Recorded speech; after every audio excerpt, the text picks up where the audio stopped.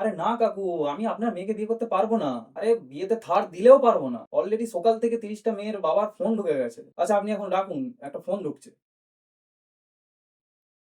হ্যাঁ, হ্যালো কে? ও মুকেশ দা? হ্যাঁ বলো। আরে না, না তোমাদের বাড়িতে আজকে চা খেতে যেতে পারবো না। আজকে এলন দার সাথে একটা মিটিং আছে দরকারি। আরে নিতা বৌদিকে বলো পরে যাবো। এখন তো তোমাদের সাথেই ওঠা বসা।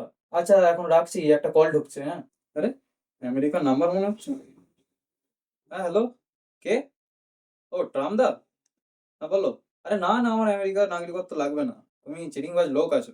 এক্ষুনি তোমার এলাকায় ডেকে আমার সম্পত্তি গাঁড় মেরে দেবে। আচ্ছা ঠিক আছে, ঠিক আছে রাখো। জয়দাকে একটা ফোন করি। হ্যালো জয়দা, ভাবছি আইপিএল এর নতুন একটা টিম বানাবো। হ্যাঁ, টিমের নাম হবে বিভিটি, বাবার ভক্ত অফ তারকেশ্বর। ফান্ডের টেনশন তুমি নেবে না, পয়সা বহুত আছে আমার কাছে। হ্যাঁ তুমি কাগজপত্র রেডি করো। আচ্ছা ঠিক আছে, একটা ফোন ঢুকছে, হ্যাঁ। আরে আবার কে ফোন করলো? নাম্বারটা যে কে লিক করলো? হ্যালো, হ্যাঁ কে? স্বরাষ্ট্রমন্ত্রী? ও মোটা ভাই, হ্যাঁ বলো। এই আপনার ছেলের সাথেই কথা হচ্ছিল। আরে না, না কোনো অসুবিধা হচ্ছে না। কি? Z plus security? হ্যাঁ পাঠান। এখন বাংলায় যা চুরিচামারি বেড়েছে। আচ্ছা ঠিক আছে রাখছি তাহলে, হ্যাঁ। উফ! রাতারাতি কোটিপতি হওয়ার কি জ্বালা!